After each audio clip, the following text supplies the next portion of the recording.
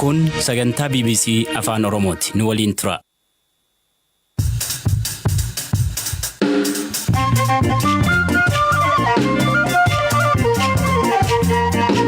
Oltiin nagaa dhaggeeffattoota keenya sagantaan raadiyoo BBC afaan Oromoo amma eegaleera matoota sagantaa keenya har'aa isin dhageesseen bal'ina isaaticha.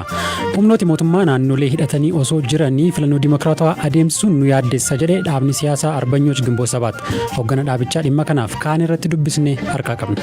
ከኦሮሞ ነጻነት ግንባር hoggana bilisummaa Oromoo waliin wayita Eertiraa turre waan agarree hin beeknu. Waliigaltee ABO fi mootummaa ilaalchisee ODP'n har'a ibsa haaraa baasee jira.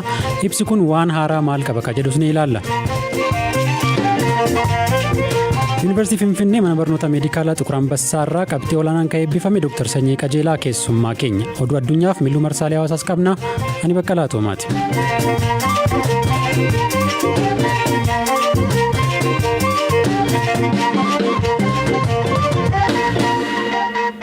Addi bilisummaa Oromoo karaa nagaa qabsaa'uuf erga biyya galee godinaalee garaagaraa keessatti bifa haaraan loltoota leenjisaa jira jedhan hogganaan ijaarsaa fi siyaasa baadiyyaa waajjira giddugaleessaa ODP obbo Addisuu Araggaa har'a ibsa miidiyaalee biyya keessaaf kennaniin tibbanaa adda bilisummaa Oromoo fi ODP waldhabdee gidduu isaanii jiru ilaalchisuun gamaa gamanaa ibsa kennaa turani. Galaanaa Balaay ibsa har'aa hordofee dhimmoota ijoo ibsi isaanii irratti xiyyeeffatee gaafadheen ture. Waldhabdeen adda bilisummaa Oromoo fi ODP gidduutti dhalachuu isaa wajjin walqabatee namoonni gaaffii kaasaa turan keessaa inni ijoon dhimmootumti qaamoleen lameen kun irratti walii galammaa inni kan jedhu ture. Obbo Addisuun dhimmoota ijoo waliigalteen kun irratti gahame jedhan arfan tokko kakkaasaniiru. Fakkeenyaaf inni dura karaa nagaa fi hidhannoo maleessaan biyya keessatti socho'uu kan jedhudha. Kan lammataa seeraaf heera kabajuun socho'uu kan jedhudha. Sadaffaan waltumsuu fi waldeeggaruun qajeelummaan walitti haa dubbannu dhimma jedhu irrattis waliigallee ture jedhanii arfaffaa irratti immoo dhimmoota hidhattoota jaarmiyaalee garaagaraa mootummaan loltoota kana ofitti fudhatee fedhaa fi dandeettii isaaniitiin gara qaama nageenyaatti gariin immoo leenjii hojiilee idilee hawaasaa keessatti isaan hirmaachisuu danda'u fudhatanii akka bobba'an deeggaruu irratti waliigallee turedha kan isaan jedhan. Kanaan alatti waliigalticha akka waan icciitii ta'ee fi waan ittiin wal takaalan godhamee ibsamuun dogoggoradha jedhanii dubbataniiru obbo Addisuun haasaa isaanii keessatti. Waliigalteen kun gama ABO'tiinis gama mootummaanis kanaan dura ibsamaa ture. Waliigaltee kanatti danqaadha waan jedhan ibsa isaanii keessatti waan kaasan jira. Keessumaa ABO waliin waliigaltee mallattaa'e irratti wanti danqaadha jedhanii kaasan tokko jira. Gariin isaanii akka danqaatti kana dura miidiyaadhaan kan hin ibsamne natti fakkaata. Fakkeenyaaf waliigaltee ture irratti waraanni Eertiraa ture galee guyyaa 15 keessatti waraanni biyya keessatti socho'u gara mooraa leenjiitti galee leenjii akka waliin jalqaban. Leenjii waliin jalqabanii gariin gara qaama nageenyaatti akka makaman kan hin feenee fi dandeettiin isaanii gahaa miti kan jedhaman immoo jiruuf jireenya hawaasaa idileetti akka makaman sochii godhamudha. Mootummaan waan isarraa eegamu bahee gama ABO'tiin wanti kun raawwatamuu dhabuu isaatiin raawwiin waliigaltee kanaa danqaan isa mudateera kan jedhu dhiyeessanii lammaffaan qabsoon karaa nagaa gaggeessuuf sadarkaa hoggansa ABO'tti dubbatamu akka jaarmiyaatti irratti mari'atamee ejjennoon qabatamee karaa kanaan itti adeemnu jedhamee fudhatamuun isaan na shakkisiisa yaada jedhu kaasaniiru obbo Addisuuni. Kanaaf immoo akka fakkeenyaatti kan kaasan waliigalteen kun raawwatamuu booddee waraanni bilisummaa Oromoo godinaalee Oromiyaa Qellam Wallagga Bahaa Iluu Abbaa Booraaf Gujii keessatti bifa haaraan waraana fo'achuu fi leenjisuu eegaluu kaasanii kun yaaddoo itti ta'us eeranii jiru. Kanuma waliin wal qabsiisanii hoggansa ODP irratti ajjechaan raawwatamaa akka jiru guyyaa kaleessaas bulchaa itti aanaan guutoo giddaa magaalaa Naqqamteetti ajjeefamu himaniiru. Ammas dhimuma kana wajjin wal qabateen waraana Konyaa Lixaa waa'ee waraana hiikkachuu irratti wanti jedhamee miidiyaa hawaasummaa irratti namooti hedduun dhaga'an waraana hin hiikkannu qaamni hiikkatu yoo jiraate nuti qabsoo hidhannoo itti fufna yaada jedhu kan qabu isa akka fakkeenyaatti kaasanii akkasumas hoggansi ABO sadarkaa garaagaraa irra jiru hidhannoo hiikkachuu dhabuu irratti yaadii kennaa turan akkasuma nu yaaddessa ejjennoon dhaabichi karaa nagaadhaan qabsaa'uudhaaf qabu shakkisiisaadha akka jennu nu dirqisiiseera yaada jedhudha kan dhiyeessa.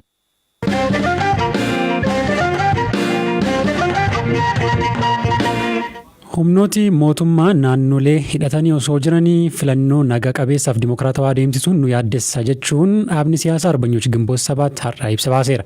Hoogganaan dhaabichaa Dr. Biraanuu Naggaa turtii BBC waliin taasisaniin ammoo dhaabni isaanii jijjiirama amma jiru irratti amantaa horatee qabsoo hidhannoo dhaabuuf yeroo ittiin fudhannee jedhan. እኛ የትግል ስትራቴጂ ለውጥ ኖይ ቶፍታ ቀብሶ ወይተ ጅጅሩ ጋፌ ጉዳ ካንቱሬ አብይፋ ጋፋ ዱፈን አድዋይ ቢፈሃራን ኢትፉፍሲሱፍ ሞ ዱጉማ ጅጅረማ በርባዱ ካንጀሩ ሙርቴሱ ቱሬ ጀርኩን ዋንማ ወያኔን ዱራን ሆርዶፉ ወረ ሆርዶፋን አካ ሂንታኔ በሩፍ የሮ ዴራ ኑትን ፉዳኔ ጀርኩን ስርና ዲሞክራሲ ዱጋ በርባዱ ጀቴ ኤርጋ ሙርቴስቴ አኩማ ተኤት ወልገርጋርቴ ስርና ሰና ገዲ ዳቡፍ ያልተመሌ ቀዌ ዱማናን ኢትፉፋ injettu qabsoo hidhannoo nuyi takka akka waan gaariitti ilaalleen beeknu filannoo dhabnee itti galle wanti sana dirqama hin taasifne gaafa uumamu daqiiqaa osoo nutti hin fudhatiin deebinee gara qabsoo karaa nagaa isa dhugaa fi sochii dimokiraasii isa dhugaa wayya jennee itti seenne. biyyatti gara dimokiraasiitti ceesisuuf dankaalee jiran keessaa liqaa humnaa ol biyyatti irra jiruu fi sirna dinagdee hannaaf saamicha irratti ijaaramedha akka jedhan Dr. Biraanuun akki waggoota 27 darban naannoleen itti ijaaraman illee rakkoo biraati jedhu. ይሄ ባለፈው waggoota 27 darban keessa kan uumame haalli naannoleen itti ijaaraman kan sabummaa irratti xiyyeeffate ta'uusaa qofa osoo hin taane naannoleen akka kanaan ijaaraman amma waraana mataa isaanii qabu waraana kana hunda akkam gootee humna tokko jalatti deebistee ijaarta bakka bakkatti walitti bu'insa saboota gidduutti uumame akkam gootee dhaabsifta biyya hundi keenya walii yaannee keessa jiran mirgi afaan aadaan hunda keenyaa kan keessatti kabajamu biyya tasgabboofte ijaaruun rakkoo guddaa Dr. Abiy qofa osoo hin taane hunda keenya mudatudha garuu sirnaan waliin dubbachuu dandeenyaan inuma irra aanna.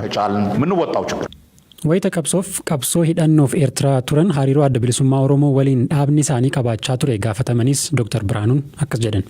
ከኦሮሞ ነጻነት ግንባር hoggana adda bilisummaa Oromoo waliin wayita Eertiraa turre wal agarreen beeknu miseensota abaa'oo waliin garuu wal agarra adda bilisummaa Oromoo keessaa bahanii gara keenya kan dhufan miseensota dhalattoota Oromoo ta'an qabna loltoota adda bilisummaa Oromoo kan turan miseensota qabna turre akka dhaabaatti hanga yeroo dhiyooti ODF waliin socho'aa turre dursini ammoo Kamaal Galchuufaa waliinis akkasuma obbo Daawud waliin yeroo dhumaaf kan wal agarre dhimmaaf Eertiraatti yeroon deebi'e buufata xiyyaaraatti ture nagaa wal gaafanna asittis wal agarree jirra marii paartilee siyaasaa eegalame keessatti marii gaarii akka goonu nan amana. ውይይት እናደርጋለን ብዬ አምናለሁ.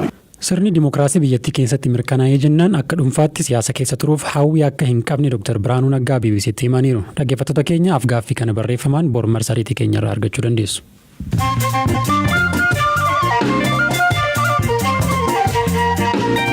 kanumaan oduu addunyaatti ceenaa gaggabaabsitee kan gurra simbuustu firaafolii dhugaasaati. Galatoomii Baqqada fulbaana darbe kan baname daangaan Zaalanbassaa sababa hin beekamneen imaltoota hayyama mootummaa federaalaa hin qabneef dhorkameera. Bulchaan Alaa Guloo Meedaa obbo Gabrahiwoot Gabrayesuus qaama federaalaa irraa nama hayyama hin qabne hin dabarsinaa jedhamneerra jechuun BBCtti himaniiru. Gaafannee wanti nuun jedhanii qaama federaalaa irraa hayyama kan hin qabne hin dabarsinaa jedhamneerraadha. Kanaaf hin dabarsinu kan jedhudha. Gama keenyaan warra jiranis gaafannee waraqaan darbaa jedhu kennamuu qaba. Ammaaf garuu inni dhaabateeraa nuun jedhan. Kirkirri lafaa maagniitiyuudii 4.8 qabu magaalaa Sisiilii naannoo volkaanoo dammaqaa tulluu Etnaa rukutuun namoonni 28 miidhamuu isaanii aangaa'onni ibsaniiru. Namoonni naannoo tullichaa jiraatanis hatattamaan akka baqatan itti himameera. Guatemala irraa dhufee to'annoo mootummaa Ameerikaa jala utuu jiru daa'imni umurii 8 du'uu isaa aangaa'onni ibsaniiru. Daa'imni kun abbaa isaa waliin daangaa Ameerikaa Meeksikoo qaxxaamuru utuu yaaluu muddee 18 to'annoo jala oole. Arjentiinaatti namoota seeraan ala nama gurguraniin dubartiin bara 1980 keessa buutamtee qindoomina poolisoota Arjentiinaa fi Booliiviyaatiin nagaan maatii isheetti deebiteetti. Dubartiin kun amma umurii waggaa 45 yeroo taatu ilma ishee mucaa umurii waggaa 9 wajjin argamteetti. Filannoon pireezidaantummaa Afgaanistaan bara dhufuu ji'a 3 dheereffamuusaa maddileen abbaa taayitaa filannoo ibsaniiru. Eebila keessa gaggeeffamuuf kan ture dhuma adoolessaa yookiin jalqaba hagayyaa akka ta'u kamisa ibsamuuf jira. Jaappaan adoolessa keessa qurxummii guddaa weel jedhaman deebistee adamsuu akka jalqabdu beeksisteetti. Qurxummii kana adamsuun miseensota dhaaba International Whaling Commission jedhamuuf dhorkaa ta'us Jaappaan miseensummaa bara 1951 jalqabdee qabdu nan dhiisaa jetteetti. Israa'el loltoota sadii madeessuun naannoo magaalaa guddittii Siiriyaa haleeluu ishee miidiyaan Siiriyaa gabaaseera. Israa'el himannaa kana haaltus waraanni Siiriyaa garuu xiyyaarri lolaa Israa'el misaa'ela gara qatiifaatti dhukaaseera jedha. Oduun irraaf qabadhe kanuma. Galatoomii firaafooli.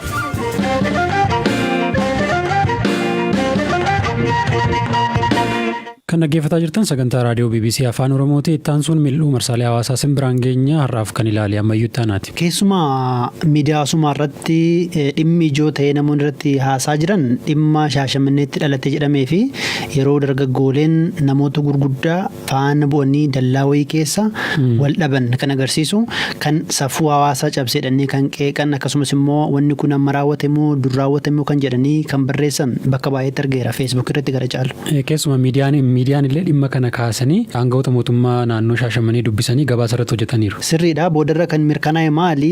Ji'a tokko yookiin immoo ji'a lama dura wal dhabdeen akka dhalatee fi dhimma amantiin akka itti dhiyeenya akka qabaatuu fi boodarra garuu marii jaarsolii biyyaa waliin taasifameen araarra akka bu'e inni adabamuu qabus akka adabame waliigalteerra akka ga'ame viidiyoo kana amma gadhiisuun immoo maqaa magaalattii balleessuudhaa fi waan jedhu qondaaltonni magaalattii miidiyaaleef dubbataniiru. Kadhibii maaltu jira? Kadhibii gama yuunivarsiitootaati. Yuunivarsiitii Amboodhaa barataan tokko Aaree Meeraa kan jedhu waraqaan suura isaa irra jiru xalayaan yuunivarsiitiin sun baase jedhamee miidiyaa hawaasummaa gubbaarras yeroo namoonni olii qodan argeera.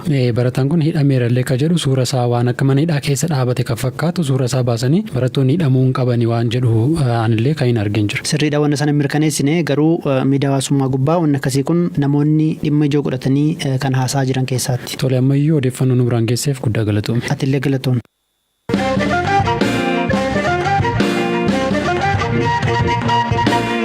Magaalaa Naqamteetti dhalatee guddate abbaan isaa barsiisaadha. Harmeen isaa ammoo darbee bunaaf shaayii daldaluun ala hojii biraa hin qabani. Yuunivarsiitii Finfinnee mana barnootaa meedikaalaa Tukur Ambassaarraa qabxii seenaa mana barnootichaa keessatti galmaa'ee hin beekne 3.95 galmeessuun torban lamaan darbee eebbifame. Dr. Sanyii Qajeelaa keessummaa gumaata kaampaasii har'aati. Akkamiin barumsa fayyaa akka baratee fi iccitii milkaa'ina isaa isumarraa dhageenya. Yeroo kaasee barumsa kan hin jaalladhan ture. Sababni isaa naannoo hospitaalatti dhalatee guddate sababa ta'eef dhukkubsattoota baay'ee wal argan ture. Isa kan jaalalli ogummaa kanaa dhufe jechuudha. Tokko kaasee kan jiru yeroo yerootti qabxiin koosota kan kutaa irratti jiru fooyya'ama dhufe. Kutaa koos tokkoffaa nan ba'a sekshinii irratti garuu tokkoffaa ba'an turre. Sababni isaa ijoolleen na caalan turaniiru. Lamaffaatti garuu qabxii guddaa fiduu danda'eera. Abbaatti barna darbee barumsa meedisinii kan naqash argachuu dandeenya. Meedisiniin akkuma beekamu nama sodaachisa. Jalqaba irratti meedisinumatti ulfaata. Sababni isaa kirbiitiin isaa baay'ee guddaadha. Lammaffaa immoo barumsa takkaatti wanta baay'ee qabachuun wanta baay'ee addachuu isaa barbaachisu jechuudha. Garuu haalli namni tokko ittiin dubbisu yeroo ta'uu fididu haala ittiin dubbisan jijjiiree yeroo isaati siistamii ittiin hojjetu yeroo jijjiiruuf fooyya'uu danda'an akkuma kana gochuudhaan akka inni naaf fooyya'uu danda'e malee jalqaba irratti baay'ee cimaa ture. Jireenyi kaampaasii keessa jiru akka keessumaatu meedikaal iskoolii keessa kan jiru sirriitti akaadaamiksii irraa kanas inni kaan baay'ee gaarii. Sababni isaa ijoollee baakgiraawundii tokkorraa dhufan akka yeroo baay'ee iddoo tokkotti walitti qabamu ijoollee barumsa barbaadan ijoollee mara gaarii qaban wajjin isaa barattuu fi baay'ee nama rakkisuuf gargaaree walii wajjin akkuma nama tokkottidha kan namni walii wajjin jiraachaa turre. Jireenyi kaampaasii jireenya kee gara fuulduraaf pilaanii iddoo itti baafatu darbite immoo akkamitti akka nama taatu akkamitti akka ofii keera darbite namootaaf keerii gochuu akka dandeessu iddoo itti bartudha jedhee yaadannaa kaampaasiin hoolcha miidhama ta'e nama guutuu ta'e tokko hojjechuudhaaf iddoo ta'udha jedhee yaada. Qabxiin kun tokkoffaa ta'uu isaa dhiyeessisaadhaa fi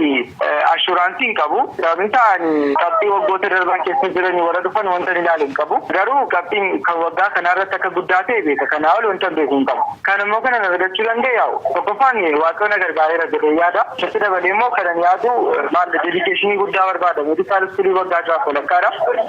Waggaa jaaf walakkaa kana keessatti namni firaastireetii godhee booddeessa hafuu danda'a. Warri firaastireeshinii kana dhiisanii yeroo hundumaa konsiistensii ta'e dubbisuudhaan milkaa'uu hin danda'amu jedhee yaada. Kaapaasitii keessan qofaa irratti hundaa'ani. Hundi keessan kaapaasitii gaarii qabdu, poteenshaalii gaarii qabdu, sammuu gaarii qabdu, waaqayyo kanaan isin eebbiseera jedhee yaada. Garuu inni guddaan goolii qabaachuu qabdu. Goolii gaafa godhatan immoo isa booddee karoora baafachuu dandeessu. Karoora sanaaf goolii sana appilaayii gochuu dandeenyaan ittiin jiraachuuf ittiin hojjechuu dandeenyaan yeroo hundumaa isa of fuuldura keessaniitti adeemuu dandeenyaan wanti isin milkoofneef hin jiru jedha. Marsariitii keenya bbc.com afaan Oromoo akkasumas fuula feesbuukii keenya BBC News afaan Oromoo irratti odeessaalee dabalataa argachuu dandeessu. Kaaraaf jennee goolabneerraa horaa bulaa deebana.